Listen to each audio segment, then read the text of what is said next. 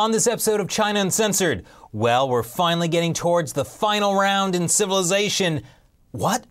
Thermonuclear war? Shoot, I wanted to get to Alpha Centauri. Hi, welcome to China Uncensored. I'm your host, Chris Chappell. Kim Jong-un, the rotund God Emperor of North Korea. What can you say about a man that, when you type his name into Google, it autocompletes Kim Jong-un flamethrower execution? Apparently, he executed an official by flamethrower. Also mortar. And anti-aircraft gun. Unless you're an actual hermit, you've probably heard that the Hermit Kingdom is on the warpath. Last year marked North Korea's 5th nuclear test. They also released this nice video where they blow up the US Capitol and threaten to nuke Manhattan.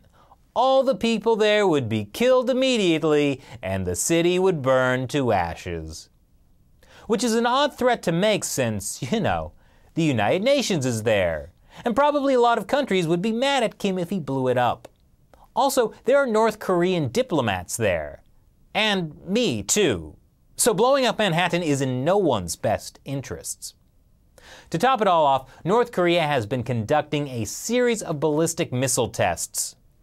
Now, all this posturing might have worked on the United States' last president, who failed to put the bomb in Obama. But things have changed under President Trump, who puts the bomb in bombastic. Not only has he launched a Twitter war on North Korea, he's shown he may be willing to go for an actual war.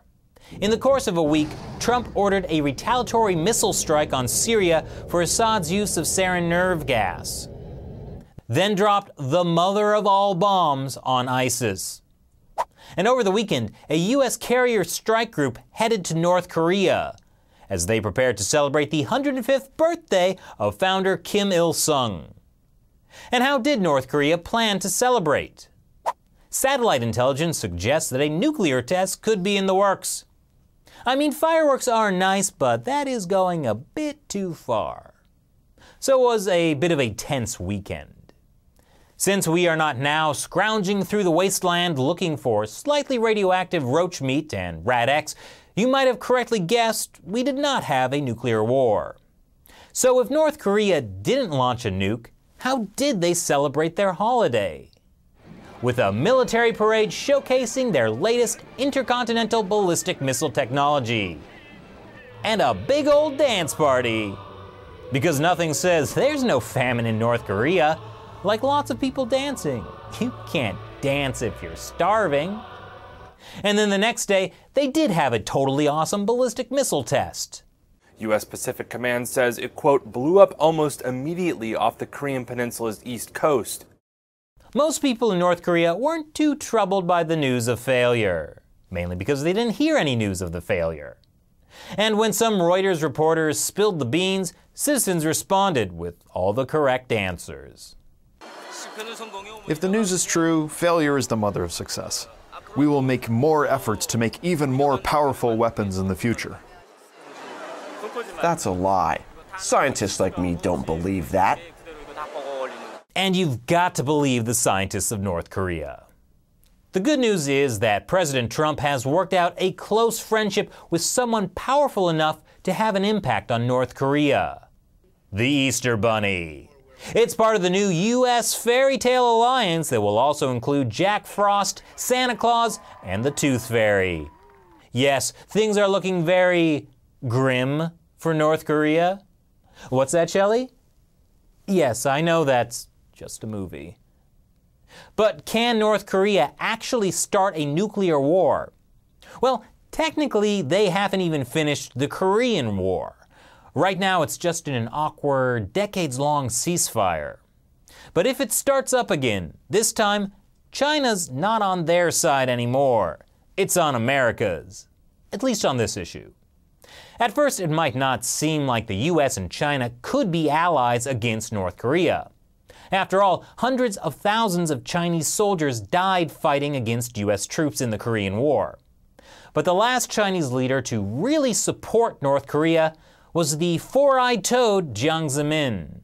and he's Xi Jinping's big political rival. So it's not a coincidence that as Xi Jinping takes down his political enemies tied to Jiang Zemin, he's also dismantling China's old friendly relationship with North Korea. In February, China said it was cutting off coal imports from North Korea in compliance with UN Security Council sanctions. And after the meeting between Xi and Trump, even my favorite state-run media, the super-nationalistic Global Times, came out in favor of stricter UN sanctions and warned Pyongyang that it should avoid making mistakes. The Global Times, by the way, has long been considered part of Jiang's faction. So if even they are criticizing North Korea, it doesn't look too good for Kim Jong-un. Now there are signs that the US and China are working together on dealing with the situation. And the Chinese military has been put on alert. So China will not be joining North Korea if they decide to provoke the United States. But China's authorities also don't want a sudden collapse of the Kim regime to send millions of refugees streaming across the border. Could North Korea actually launch a nuke? It's not clear whether they've been able to make a nuclear warhead small enough to mount it on a missile. But South Korea or Japan could definitely be in harm's way from a North Korean missile attack, even if it's not a nuclear one. For now, I guess all we can do is take comfort in Vice President Pence's presence at the demilitarized zone between North and South Korea. Because dressing like you're in Top Gun says to me, everything's gonna be all right. So how do you feel standing on the brink of nuclear annihilation?